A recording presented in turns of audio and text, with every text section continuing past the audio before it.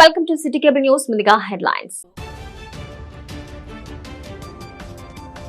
ప్రతిపాటి నివాసానికి క్యూ కడుతున్న నేతలు. మాతృమూర్తి నారాయణమ్మ చిత్రపటానికి నివాళులు.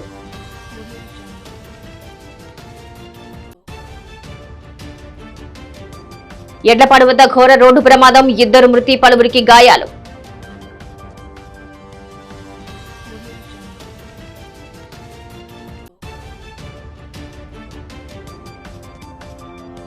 దాతృత్వం చాటుకున్న శ్రీ దత్తసాయి అన్నదాన సమాజం, జయ సాయి ట్రస్ట్. సంచార పిల్లలకు ఉచితంగా మందులు, బిస్కెట్లు పంపిణీ.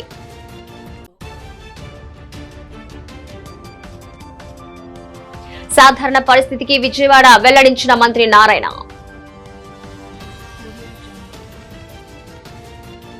మాజీ మంత్రి చిలకలూరిపేట నియోజకవర్గ శాసనసభ్యులు ప్రతిపాటి పుల్లారావు మాతృమూర్తి, ప్రతిపాటి నారాయణమ్మ ఇటీవలి మృతి చెందిన విషయం తెలిసిందే. అయితే శనివారం పట్టణంలోని ప్రతిపాటి నివాసంలో ఏర్పాటు చేసిన ఆమె చిత్రపటానికి ఆంధ్రప్రదేశ్ బీసీ సంక్షేమ సంఘం రాష్ట్ర అధ్యక్షుడు కేసిన శంకర్రావు, రాష్ట్ర బీసీ యువజన అధ్యక్షులు కుమ్మర క్రాంతికుమార్, నియోజకవర్గ బీసీ అధ్యక్షులు కాకుమాను రమేష్ పూలమాల వేసి నివాళులర్పించారు. అనంతరం ప్రతిపాటి పుల్లారావును పరామర్శించి సానుభూతి తెలియజేశారు. ఈ కార్యక్రమంలో పలువురు పార్టీ నాయకులు పాల్గొన్నారు.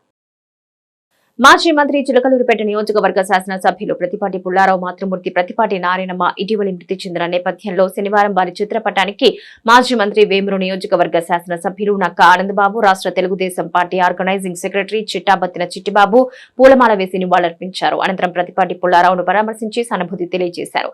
ఈ కార్యక్రమంలో పలువురు పార్టీ నాయకులు పాల్గొన్నారు. తెలుగుదేశం పార్టీ రాష్ట్ర ఉపాధ్యక్షులు మాజీ మంత్రి చిలకలూరిపేట నియోజకవర్గ శాసనసభ్యులు ప్రతిపాటి పుల్లారావు మాతృమూర్తి, ప్రతిపాటి నారాయణమ్మ మృతి చెందిన విషయం తెలిసిందే. అయితే శనివారం పట్టణంలోని ప్రతిపాటి నివాసంలో ఆమె చిత్రపటానికి తణుకు శాసనసభ్యులు ఆరిమిల్లి రాధాకృష్ణ, రాష్ట్ర తెలుగుదేశం పార్టీ యువ నాయకులు కోడెల శివరామకృష్ణ పూలమాల వేసి నివాళులర్పించారు. అనంతరం ప్రతిపాటి పుల్లారావును పరామర్శించి సానుభూతి తెలియజేశారు. ఈ కార్యక్రమంలో పలువురు పార్టీ నాయకులు పాల్గొన్నారు. తెలుగుదేశం పార్టీ రాష్ట్ర ఉపాధ్యక్షులు మాజీ మంత్రి చిలకలూరిపేట నియోజకవర్గ శాసనసభ్యులు ప్రతిపాటి పుల్లారావు మాతృమూర్తి, ప్రతిపాటి నారాయణమ్మ ఇటీవలి మృతి చెందిన విషయం తెలుసుకున్న ఎమ్మెల్సీ దువ్వారపు రామారావు ఆదివారం పట్టణంలోని ప్రతిపాటి నివాసానికి చేరుకుని నారాయణమ్మ చిత్రపటానికి పూలమాల వేసి నివాళులర్పించారు. అనంతరం పుల్లారావు పరామర్శించి సానుభూతి తెలియజేశారు. ఈ కార్యక్రమంలో పలువురు పార్టీ నాయకులు పాల్గొన్నారు.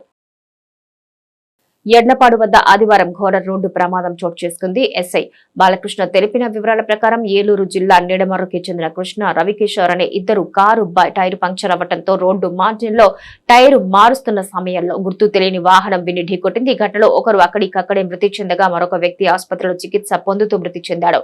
పోలీసులు ఈ ఘటనపై కేసు నమోదు చేసి దర్యాప్తు చేస్తున్నారు. చిలకలూరిపేట పట్టణంలోని శ్రీ దత్తసాయి అన్నదాన సమాజం, జయ సాయి ట్రస్ట్ ఆధ్వర్యంలో ఆదివారం వేలూరు రోడ్డులో బాలాజీ హాలు పక్కన నివసిస్తున్న సంచార పిల్లలకు విటమిన్ మందులు పంపిణీ చేశారు. ఈ కార్యక్రమంలో తెలుగుదేశం పార్టీ నాయకులు, market yard director Devarakonda Nageswara Rao పాల్గొని చిన్నారులకు మందులు పంపిణీ చేశారు. ఈ సందర్భంగా ట్రస్ట్ ప్రెసిడెంట్ పూసపాటి బాలాజీ మాట్లాడుతూ పలు ప్రాంతాల్లో తిరుగుతూ ఉండే సంచార జాతుల వారు అనేక అనారోగ్య సమస్యలకు గురయ్యే అవకాశం ఎక్కువ ఉంటుందని, నేపథ్యంలో పిల్లలకు, పెద్దలకు విటమిన్ మందులు పంపిణీ చేసినట్టు వెల్లడించారు. ముఖ్యంగా చిన్న పిల్లల్లో ప్రస్తుతం డెంగ్యూ, మలేరియా, టైఫాయిడ్ వంటి రోగాలు అధికంగా వచ్చి ఇబ్బంది పడుతున్నారని, వారి కోసం మాత్రలు పంపిణీ చేయడం జరిగిందని తెలియజేశారు. ఈ కార్యక్రమంలో పలువురు పట్టణ ప్రముఖులు పాల్గొన్నారు.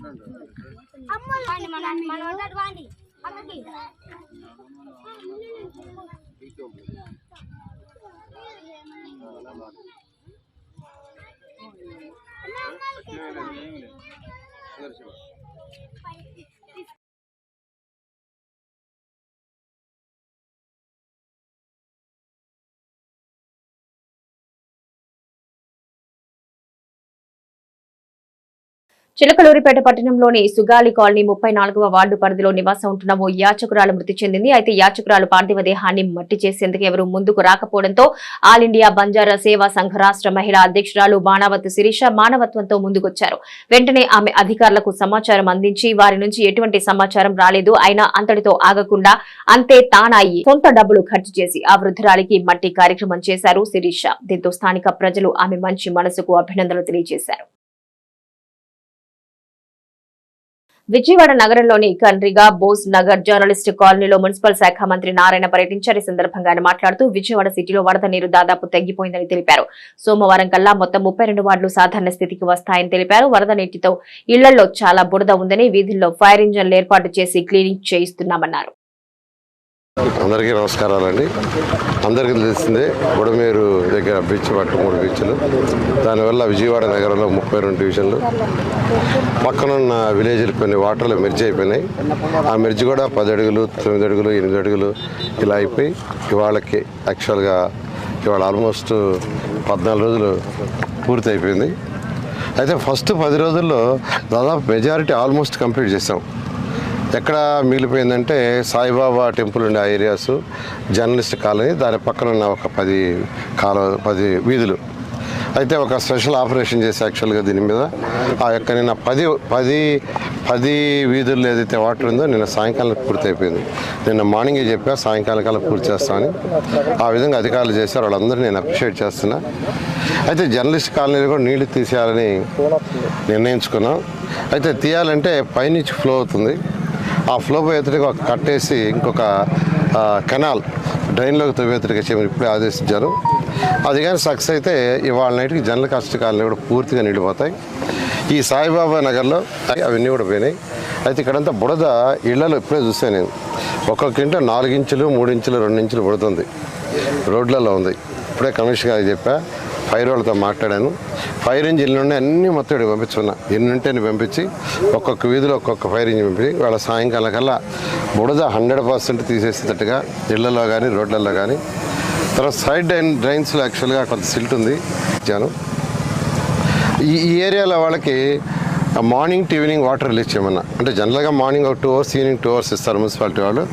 అలా కాకుండా ఈ ఏరియాలో వాడే వరకు 2-3 రోజులు మార్నింగ్ నుంచి ఈవినింగ్ దాకా కంటిన్యూస్ వాటర్ ఉండేటట్టుగా చేయమని ఆదేశించాను. నేను అందరం రిక్వెస్ట్ చేసేది ఏంటంటే ట్యాప్లు ఊటి తిప్పేసి వదిలేద్దరు రిక్వెస్ట్ చేస్తున్నా. ఎందుకంటే మీకు ఆల్మోస్ట్ 24 అవర్స్ ఇస్తున్నారు కాబట్టి రేపు మార్నింగ్కి మొత్తం 30 విలేజ్లు కావచ్చు అని నార్మల్ స్థితికి వస్తాయి. అయితే ఇక్కడ ఎన్యూమరేషన్లో కొందరు ఏమంటున్నారంటే, సార్ ఎన్యూమరేషన్ మా ఇంటికి వచ్చారంట, మేము లేవు, తాళం వేసి వెళ్ళిపోయాం. ఎందుకంటే మా ఇంట్లో నీళ్లుండి మీరు నిన్న నీళ్ళు తీశారు, నేను రాత్రి మేము ఇవాళ వచ్చాము, మాకు ఎన్యూమరేషన్ చేయలేదంటే చెప్పాను అధికారులకి, కమిషనర్ గారికి ఇమీడియట్గా వాళ్ళకు కూడా ఎన్యూమరేషన్ చేయమని. ఇంకోటి కూడా అడిగారు, సన్ అండ్ మదర్ ఒకే కార్డు ఉంది వాళ్ళకి.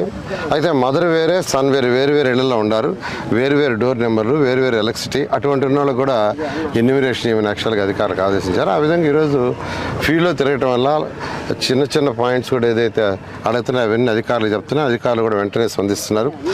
ఒక 3 రోడ్లని యాక్చువల్గా కొట్టేయడం జరిగింది.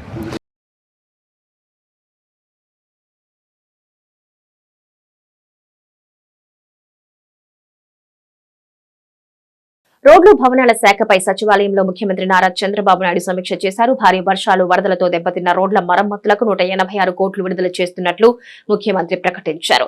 పాత హోల్స్ పూడ్చేందుకు మరో 290 కోట్లు మంజూరు చేస్తున్నట్టుగా సీఎం తెలిపారు. టెండర్ల ప్రక్రియ పూర్తి చేసి వర్షాలు తగ్గిన వెంటనే పనులు ప్రారంభించాలని సీఎం అధికారులకు ఆదేశాలిచ్చారు.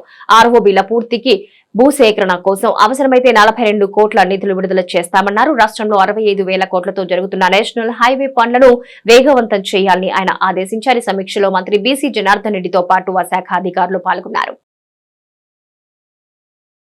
Chilakaluripet licensed surveyors and engineers association ఆధ్వర్యంలో ఘనంగా ఇంజనీర్స్ డే వేడుకలు నిర్వహించారు. ఈ సందర్భంగా మోక్షగుండం విశ్వేశ్వరయ్య చిత్రపటానికి పూలమాల వేసి ఘనంగా నివాళులర్పించారు. అనంతరం Chilakaluripet licensed surveyors and engineers association సభ్యులు ఇంజనీర్ శ్యామ్ మాట్లాడుతూ భారతదేశంలో అనేక ప్రాజెక్టుల నిర్మాణంలోనూ పరిశ్రమల్లోనూ Mysore bank, Mysore sandal soap వంటివి అనేకం స్థాపించడంలో ఆయన పాత్ర కీలకమైందన్నారు. నేటి తరం ఇంజనీర్స్ మోక్షగుండం విశ్వేశ్వరయ్యను స్ఫూర్తిగా తీసుకుని దేశ నిర్మాణంలో భాగస్వాములు కావాలని కోరారు. కోరారు. హైదరాబాద్ నిజాం దగ్గర పనిచేసినప్పుడు మూసీ నది వరదల నుంచి నగరాన్ని కాపాడేందుకు ఎలాంటి చర్యలు చేపట్టాలో సూచించిన వ్యక్తి మోక్షగుండం విశ్వేశ్వరయ్య అని ఆర్కిటెక్ట్ జబ్బార్ అన్నారు. పదవి విరమణ చేసిన రోజున విశ్వేశ్వరయ్య తన అధికారిక వాహనాన్ని వదిలిపెట్టి నడుచుకుంటూ ఇంటికి వెళ్లారని, ఇలా ఆయన విలువలతో కూడిన సాదాసీదా జీవనాన్ని గడిపారని పలువురు వక్తలు కొనియాడారు. ఈ కార్యక్రమంలో ఇంజనీర్స్ చంద్ర, శ్రీనివాస్, మధు, న్యాయవాది భానుప్రసాద్, సాదిక్, షరీఫ్ పాల్గొన్నారు. ఇవి నాటి సిటీ కేబుల్ న్యూస్. నమస్తే.